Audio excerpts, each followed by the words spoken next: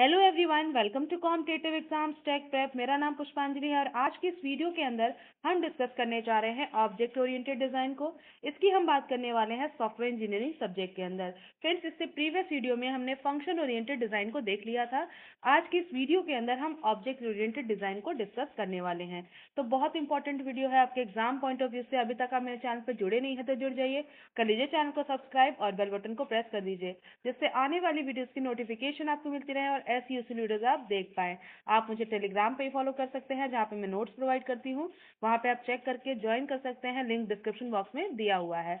तो चलिए स्टार्ट करते हैं हम अपने टॉपिक को, जो है object oriented design.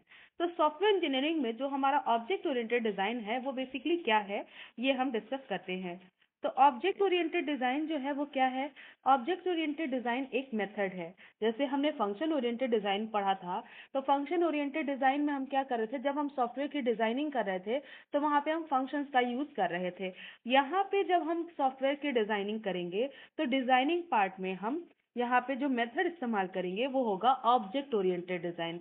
Object oriented design का क्या सेंस लग रहा है कि यहाँ पे हम ऑब्जेक्ट से रिलेटेड बात करने वाले हैं। यानी जो हमारा डिजाइन होगा वो ऑब्जेक्ट ओरिएंटेड होगा, ऑब्जेक्ट से रिलेटेड होगा। ठीक है। तो जो हम सिस्टम बनाएंगे, जो सॉफ्टवेयर डिजाइन करेंगे, उसका जो मॉडल होगा उसको हम कलेक्शन ऑफ ऑब्जेक्ट्स की तरह देखेंगे। यानी जो हमारा सिस्टम का, आपका सॉफ्टवेयर सिस्टम बनाया जाएगा, जो सॉफ्टवेयर हम डिजाइन कर रहे हैं वो आपका क्या होगा, हम उसको कलेक्शन ऑफ ऑब्जेक्ट कह सकते हैं। ठीक है। यानी वो आपका उसमें डिफरेंट डिफरेंट ऑब्जेक्ट्स का इस्तेमाल किया गया है। ठीक है। तो जो आपका ऑब्जेक्ट्स के, जो भी ऑब्जेक्ट्स हम डिस्ट्रीब्यूट हमने किए हुए हैं सॉफ्टवेयर के अंदर, उनकी कुछ स्टेट होगी। ठीक है। और हर एक ऑब्जेक्ट जो है वो अपने स्टेट को हैंडल करता है। यानी हर एक ऑब्जेक्ट जो हमारे सॉफ्टवेयर में यूज किया जा रहा है, सॉफ्टवेयर की डिजाइनिंग में यूज किया जा रहा है, वो आपका हर एक ऑब्जेक्ट का स्टेट होगा और वो ऑब्जेक्ट ही खुद अपना स्टेट हैंडल करेगा। ठीक है। ऑब्जेक्ट जो है उसके पास अपना खुद का डेटा भी होता है, इंटरनल डेटा कह सकते हैं, जो कि उसके स्टेट को बताएगा कि उसका स्टेट एक्चुअल में अभी क्या है। ठीक है।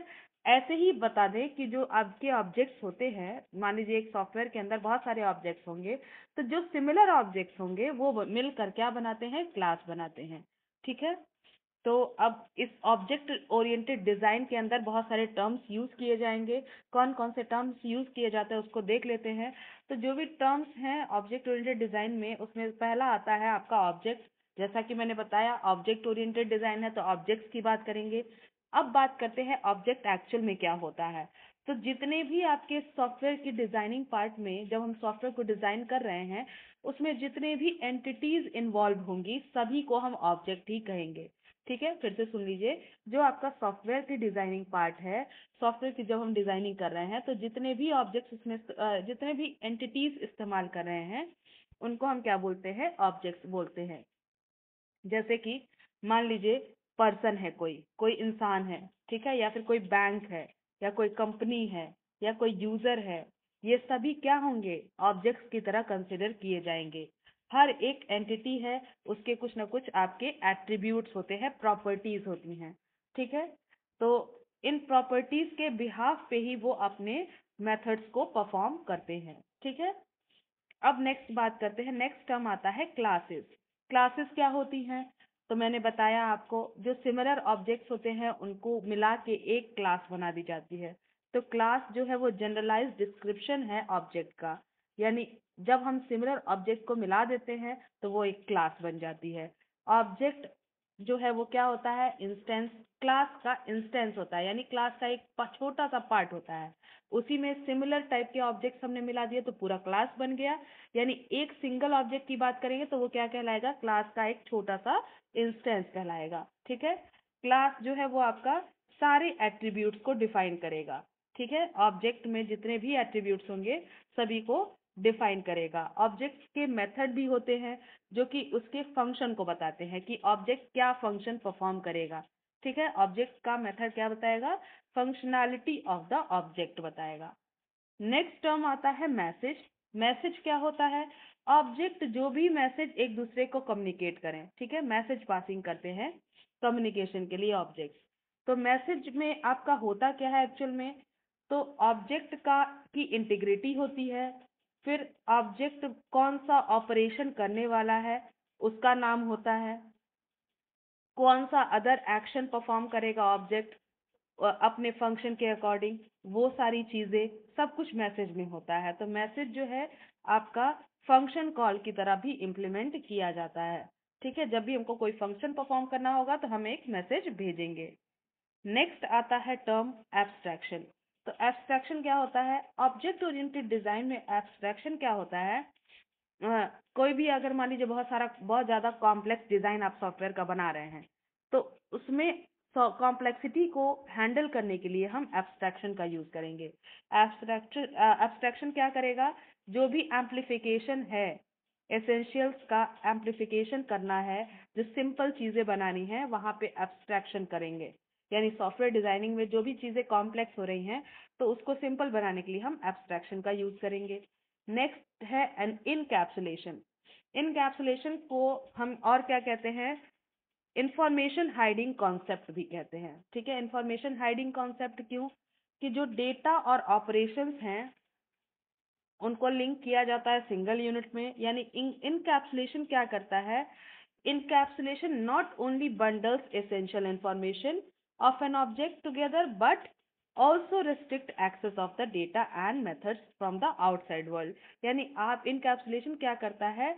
बाकी अदर आउटसाइड से जो भी डेटा का एक्सेस करना चाहता है उनको रेस्ट्रिक्ट कर देता है। यानी सभी लोग डेटा को एक्सेस नहीं कर पाएंगे, वही लोग कर पाएंगे जिनको एक्सेस प्रोवाइड किया जाएगा।